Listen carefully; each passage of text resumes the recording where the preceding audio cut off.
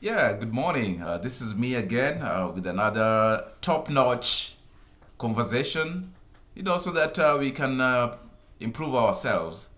Well, today, with the global economy, what it is, it's important to look at another source of income, so that you can counter the big challenges that we have right now with all this high inflation. Interest rates are at an all-time high. When you're buying a car, a house on credit, the interest rates are so high. Interest rates being high just means you are paying more money to the banks. The banks are making more money. So I think I'm thinking of doing is okay. How when you become self-employed, how do you prepare yourself so that you are doing the right thing? How do you build your confidence in understanding and communicating financial results? So that you can clearly understand what you're doing when you're self-employed. For you, number one issue, why it's important to educate yourself. I think you should take time to learn about financial concepts, including basic accounting, how to balance your books. So it's important to understand basic accounting principles.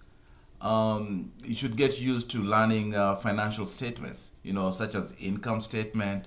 You need to know what a balance sheet is, cash flow analysis or a cash flow statement, financial metrics such as profitability ratios, liquidity ratio, solvency ratio. Those are very important when now you're in business, so that you can actually handle your books very well. There, of course, there are many resources, books and tutorials that are available to improve your financial literacy in that arena. Um, so I think another way of educating yourself is, of course, with financial confidence and communication is read books. The more books you read, the more confident you get in understanding what's happening in the financial world. There are many excellent books available that cover various aspects of personal financing. How to investing, your assets, budgeting and financial planning. All those are very key when you want to be a strong financial communicator.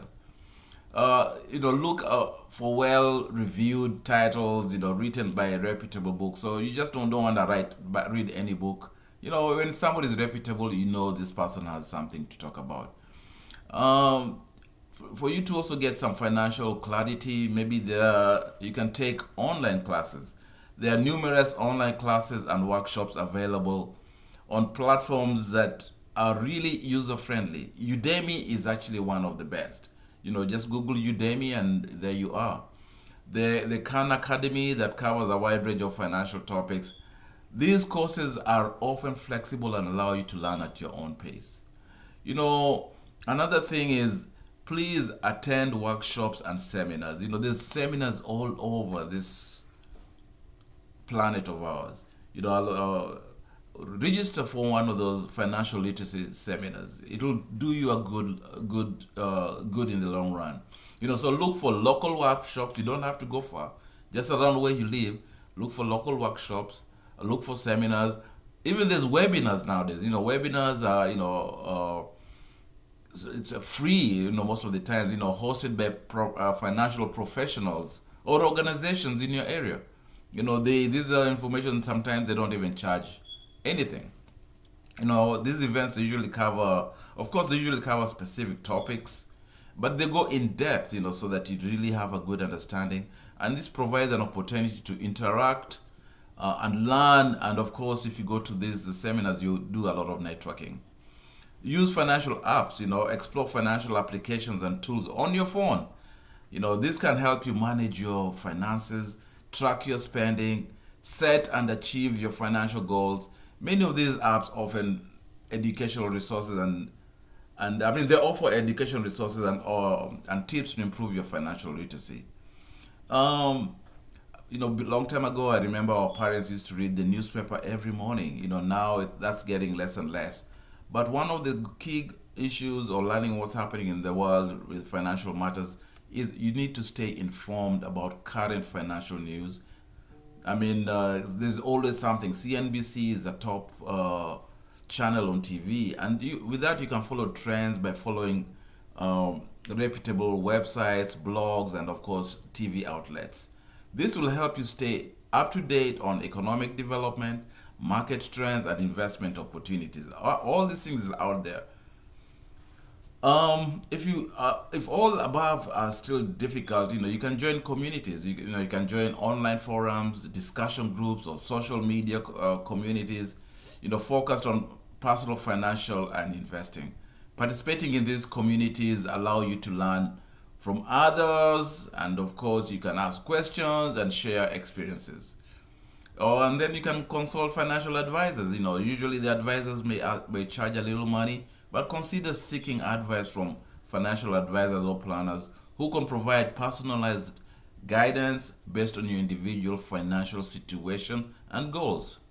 You can help create, they can help you create financial plan and prioritize your goals and make informed decisions. Reading financial publications, like I said earlier on, we used to read the newspaper, we used to read the Time magazine and other magazines. You can subscribe to a financial magazine or a newspaper or a newsletter to access expert insights. And then from this insight, you get information like analysis and tips on managing your finances, investing, and planning for the future. Utilize free resources. Take advantage of free resources provided by the government agencies. Libraries are a great area that you can go and just get information. Non-profit organizations and financial institutions are key. Take advantage of those resources. Most of those are very, very free. So besides, like I was talking about, how to gain confidence in your ability to understand and communicate financial results. The other thing was practice analysis.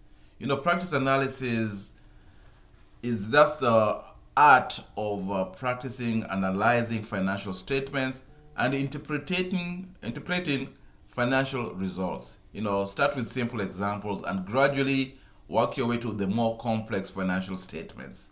Look for patterns, trends, and insights that can help you understand the financial health of a business or organization. When you do that, and maybe you're a bookkeeper or a financial analyst, that is the way to go. So practicing financial analysis is essential for gaining a deeper understanding of financial statements and making informed decisions. Reviewing financial statements starts by reviewing financial statements such as income statement, balance sheets, cash flow statements. You can find these statements on annual reports or financial filing and publicity trading companies. Analyze ratios. Calculate and analyze financial ratios such as profitability ratio, e.g., net profit margin, return of equity, equity ratios, current ratios, quick ratios, solvency ratios, debt to equity ratio, interest coverage ratio. These ratios provide insight into a company's financial health and performance. So by reading, educating yourself, by reading the books and taking online classes, attending webinars and seminars, using financial apps and financial news, you get an expert so that you're able to calculate and analyze financial ratios such as, like I mentioned, profitability ratios, which is a net profit margin versus return of equity, liquidity ratios, those are very key. Then, of course, you can compare companies. Companies' financial statements and ratios of different companies are always unique. So when you compare a financial statement and then the ratio of a company within the same industry or sector, you can look at the trends and the differences and similarities to assess relative performance, and identify the strengths and weaknesses of a company. Then when you're looking to buy stocks or invest, you're in a really, really great position. And also you can do that by using a case study. When you work on financial analysis, case studies or scenarios to apply your knowledge and skills in the real world situation. Analyze financial statements provided by a company, identify their key financial indicators, and make recommendations based on your analysis. So then the other thing is you can practice forecasting. Practice forecasting for the future financial performance based on historical data and relevant trends. Using forecasting techniques such as trend analysis, regression analysis, and time series analysis to predict a future outcome of a situation or a company. Educating yourself, practice analysis are of course very key. And if you really want to gain confidence, your ability to understand and communicate financial results, those are the ones top two. Of course, you need to seek feedback. Don't be afraid to ask questions and seek feedback from colleagues, mentors, or financial professionals. Engage in discussions about financial results and ask for clarification or additional context when needed. Constructive feedback can help you identify areas for improvement and build your confidence over time. These things take time. You can't start today and be a professional tomorrow. And like I said, you need to apply your knowledge and skills, for real-time examples. Like I said, case studies. Look for opportunities to analyze financial statements of publicly traded companies, nonprofits and small businesses. So practice communicating your analysis and findings in written reports and or presentations. So then you can participate in workshops and training, attend workshops, seminars, or training sessions focused on financial analysis and reporting. These interactive sessions can provide hands-on experience, practical tips, and networking opportunities with other professions. Because when you network and you exchange ideas with other people, your mentors and your colleagues in the profession, in the profession, it just makes it better.